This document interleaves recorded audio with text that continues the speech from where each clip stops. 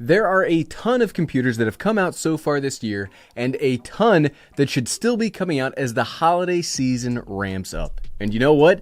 Despite all that other technology stuff, you should still buy the M1 Mac Mini. So why is that? Let's find out. I don't know, it doesn't slam as well when it's not a laptop. What's up everyone, I'm the Everyday Dad, and if I can figure it out, you can figure it out. Obviously, it's no surprise to anybody that watches my channel that I'm crazy about this computer. I've made several impressions in progress videos about it, I've made accessory videos, another you should buy video. Look, I love talking about this thing because one, it's my personal primary computer, and two, I absolutely think it's the best value desktop computer that you can get.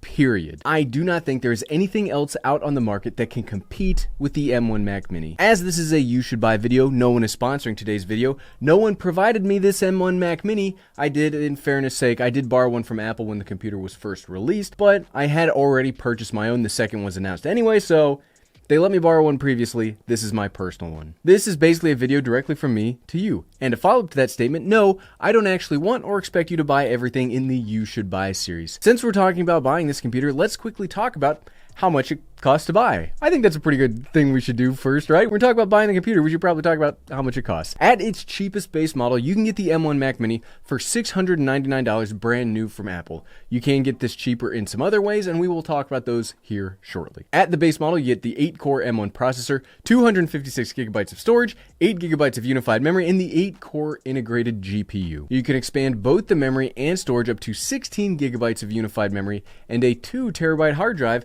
for $1699, which is funny.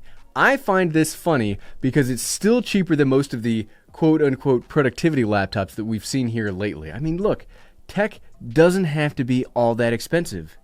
Okay, now we've got the disclaimers, we've got the notes, we've got all of that administrative boring stuff out of the way, which probably did not help the video's retention, but I think it's important to get all of that out of the way. What do you still get from this tiny, terrific, transistor-packed box? I think that makes sense. Well, we do have two things that are very similar to the MacBook Air. It's got power and it's got value for dollar. But the Mac Mini has something that not a single other, not all-in-one Mac product has under $6,000. That's not hyperbole or an exaggeration either. The Mac Mini is very unique in all of the Mac lineup for one very specific reason. And that reason is all of the ports built into the Mac Mini. Look at this. The only other computer that is currently actively sold by Apple that has these same ports, or at least access to these same kind of ports, is the Mac Pro. The Mac Pro is a big, traditional desktop-shaped computer with lots of cool, powerful internals, but its base model costs $5,099. That's a lot of dang money. And because of that, I've never actually tried one before. Not a single MacBook has anything other than Thunderbolt. The current MacBook Pro 16 has 4 Thunderbolt ports. The current MacBook Pro 13 has 2 or 4. And the MacBook Air has 2. The 27-inch iMac has most of the same I/O, but that also has the older Intel processor. So if you want just a computer with I/O and you're not looking at the Mac Mini, you are out of luck. This has HDMI, Thunderbolt, USB-A, Ethernet, and a headphone jack. This is just so good. Look, I love me a MacBook. I love me a MacBook, and I like using laptops as a hybrid travel and home computer. But sometimes needing a dock or some other way to plug in all of my accessories just sucks. I mean, legit, it sucks. And one of the worst parts is if it starts to fail. I've said this before, but earlier this year, I had a dock start to go bad. And the problem wasn't that it went boom and just stopped working all of a sudden. It slowly stopped working over time. And that made me think something was wrong with my MacBook as ports and things stopped working. So when you take that point of failure out, it's just so good not needing any of that. Do you already have a regular monitor, regular keyboard, regular mouse? Just plug all that stuff in. Look, you can plug it all in right here and just get to work. You don't gotta fiddle with it. Fiddliness is bad. We used to talk about that here. Fiddliness, we don't like here in the Everyday Dad. And though we were talking about a hybrid travel work system, let's be honest, in the past 2 years, I haven't really gone anywhere. Sure, I'll go into the office very infrequently, but the value of having a laptop has kind of dwindled for me personally as I've been working from home. So why put up with all of that extra crap if you aren't even going to be using the big mobility benefit? And as the world continues to be itself, I don't actually think that this is going to change anytime soon, which, That's depressing to say. But that's no more depressing stuff. In good news, let's talk about the second of the 3 reasons to continue buying the M1 Mac Mini, and that's the price. I will not stop talking about what a good value this computer is. No one, and you still have the ability to show me in the comments, no one has been able to show me a better value computer. And I'm not only talking Apple computers, I mean computers, period. And look, I love both Windows and Mac computers. Here's me upgrading my own desktop PC this weekend with a shiny new graphics card that costs the same as 3 Mac Minis. I didn't actually plan on buying the 3080 Ti, but when you show up to a Micro Center for something else and they have a 3080 anything in stock and you've been hunting one down for over a year, you just buy it. Okay, weird me ramble aside, you can get that Mac Mini for around $700 brand new, or this is what we were talking about earlier, $650 brand new on Amazon, or $589 like new, refurbished from Apple. Just what?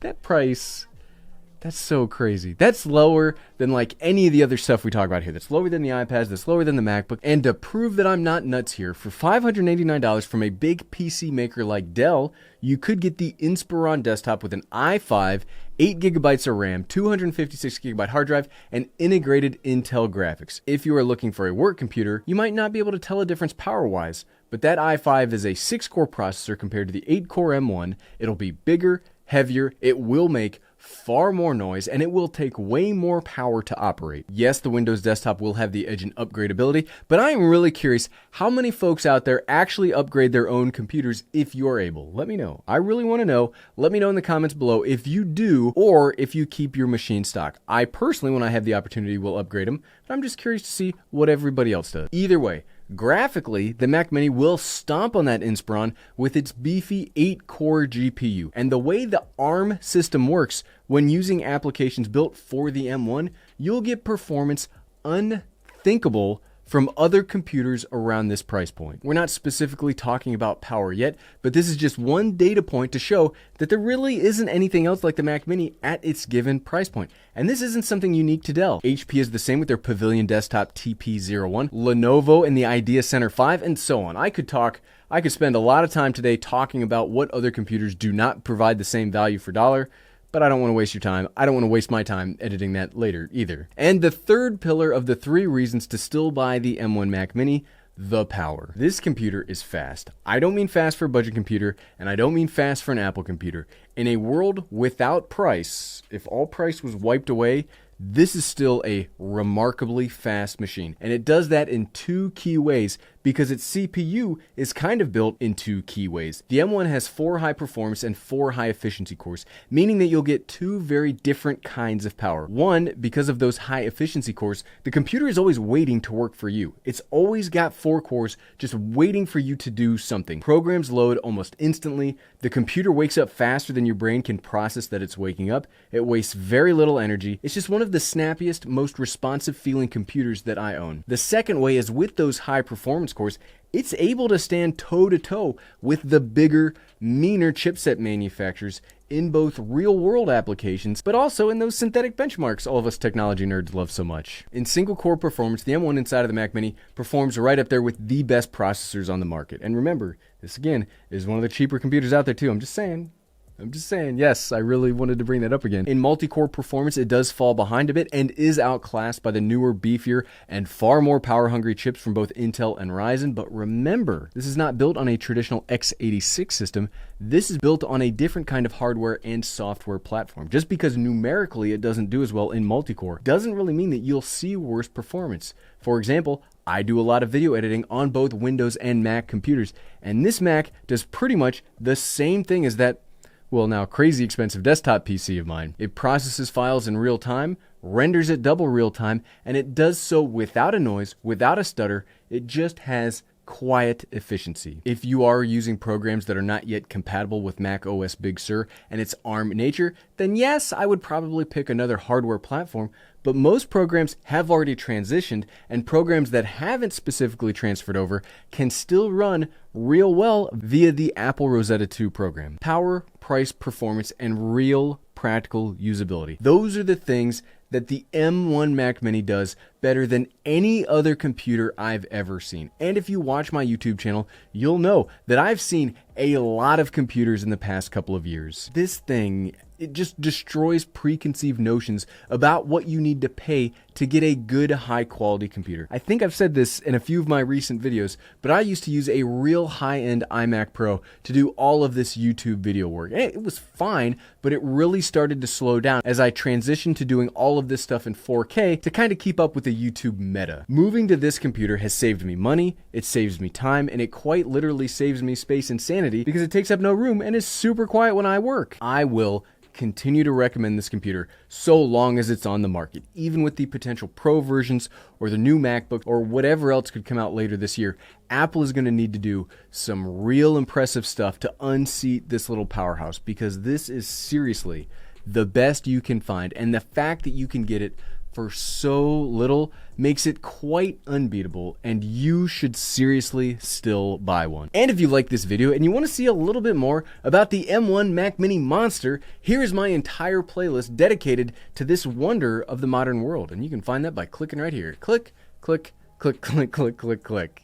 I never stop laughing at that. Thanks for watching.